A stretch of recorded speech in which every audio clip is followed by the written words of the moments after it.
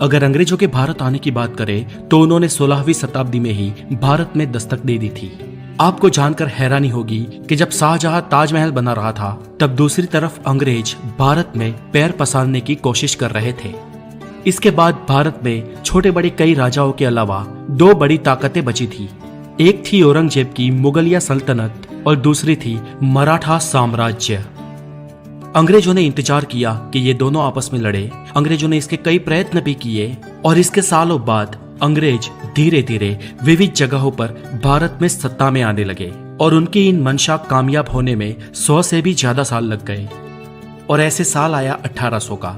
तो चलिए दोस्तों, आज इस वीडियो में हम जानते हैं कि सन 1800 में भारत कैसा था। दोस्तों, इस समय भारत या दुनिया में भी कोई बड़ी टेक्नोलॉजी नहीं हुआ करती थी। हमारे यहाँ अधिकांश लोग धोती और गमछा पहना करते थे और बहुत अमीर लोग कुर्ता पहन लिया करते थे। बाद में अंग्रेजों की शर्ट और टी शर्ट को भी कुर्ता ही कहा जाने लगा। आज भी अगर आप उत्तर प्रदेश या पश्चिम बिहार में जाए तो कुछ वरिष्ठ लोग शर्ट और टी शर्ट को कुर्ता ही कहते हैं। उस समय ज्यादातर जगहों पर भीड़ भाड़ नहीं हुआ करती थी। पूरे भारत में करीब 16 करोड़ ही लोग थे और यहाँ पर पूरा भारत यानी कि अखंड भारत, जो भारत पाकिस्तान, बांग्लादेश, बर्मा और अफगानिस्तान से मिलकर बना था, यानी कि आज के इन 5 देशों के विस्तार में सिर्फ 16 करोड़ लोग ही रहा करते थे। उस समय भारत में बहुत ज्यादा प्रोफेशन नहीं हुआ करते थे। अधिकांश लोग तो किसान ही हुआ करते थे जो पूरा दिन खेतीबाड़ी और पशुपालन करते थे और शाम को अपने घरों में आकर भजन कीर्तन और सत्संग किया करते थे और रात में जल्दी जल्दी सो जाते थे और सुबह फिर से जल्दी उठ जाते थे। यही भारत के ज्यादातर लोगों का नित्य क्रम हुआ करता था। तब लाइट्स नहीं थी, इसलिए शाम को भजन या ईश्वर पूजा करने में बाधा ना आए इसलिए दिए जलाए जाते थे। कुछ लोग दूसरे कामों को भी संभालते थे, जैसे कि कुम्हार, धोबी, सुथार, सोनी, ये सब। लेकिन जब इनका भी दिन खत्म हो जाता था तो शाम को ये यही नित्य क्रम अपनाते थे। ये तो हुई गांव की बात, और उस समय इतने गांव थे कि गांव ही भारत को रिप्रेजेंट करते थे। शहर बहुत कम हुआ करते थे और शहरों की बात करें तो ज्यादातर लोग मिलों में मजदूरी या काम किया करते थे। उस समय लोगों का काम बहुत मेहनत का काम हुआ करता था, क्योंकि उस समय ना तो बिजली थी और ना ही आज की कोई आधुनिक टेक्नोलॉजी। भारत में बिजली सन 1880 में आई और इस साल में भारत में बिजली की शुरुआत हुई, लेकिन भारत के गांव गांव बिजली पहुंचने में और कई साल लग गए। एक डेटा के अनुसार सन 1800 के आसपास एक यूरोपियन क्लर्क की सैलरी 40 पाउंड थी और वही एक आम इंडियन की तनख्वाह 40 गुना कम थी। और दोस्तों, इससे आप ये अंदाजा लगा सकते हो कि भारतीय किसानों की क्या आय रही होगी।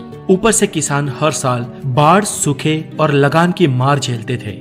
दोस्तों, उस समय कुछ अमीर तबक्का भी हुआ करता था, जिनमें से सब नहीं, लेकिन कुछ लोग हमेशा ये फिराक में रहते थे कि कैसे करके अंग्रेजों के साथ उनकी दोस्ती हो जाए।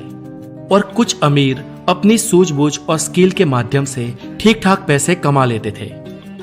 आज के समय में बीमारियां आम हो गई है, लेकिन उस वक्त भी कई बीमारियां मौजूद थी जब कॉलेरा और प्लेग आम थे। इन बीमारियों की कोई दवाई भी नहीं थी और इनके सामने लोग बेबस थे। अधिकतर दिक्कत प्रसव में होती थी और जानकारी के अभाव के कारण कई महिलाओं को प्रसव में ही हाथ धोना पड़ता था और इसके कारण कई सारे बच्चों की भी जिंदगी चली जाती थी। और अगर बात करें उस वक्त के कुछ चुनिंदा लोगों की, जिसे खुश कह सकते हैं, तो वो बस वही लोग थे जो या तो कोई अच्छे किंगडम में रहते थे या तो अमीर थे। दबे कुचले लोग गरीबी और बदहाली के कारण ही बेबस थे। एजुकेशन की बात करें तो उस वक्त 10% से भी कम भारतीय पुरुष पढ़े लिखे थे और 1% से भी कम महिलाएं, और इनमें से ज्यादातर आंकड़ा शहरों का ही है। गांव में इससे भी बदतर हालत थे। पर हालांकि ऐसा नहीं था कि वो ना पढ़े लिखे लोग स्किल्ड नहीं थे। वो लोग स्किल्ड भी थे और अपने कई कामों में माहिर भी थे, लेकिन कम पढ़े लिखे होने के कारण लगान जैसी चीजों में डील नहीं कर सकते थे। भारत के लोग उस वक्त पैसों से चीजें खरीदने और बेचने के बजाय एक्सचेंज व्यवहार में मानते थे, जैसे एक मटके के बदले 5 किलो चावल या 10 किलो आटे के बदले 5 किलो दाल।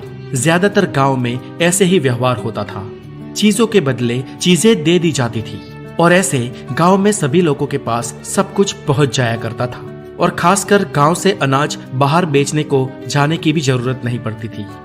तो दोस्तों 18वीं शताब्दी का भारत कुछ ऐसा था। उस समय कुछ चीजें बहुत ही अच्छी थी तो कुछ बहुत ही खराब। और ऐसा लगभग हर समय में होता है। हर समय कुछ पॉजिटिव और कुछ नेगेटिव्स एक साथ ही पाए जाते हैं। तो आपको कैसा लगा ये भारत, और अगर आप उस वक्त की किसी चीज के बारे में जानते हैं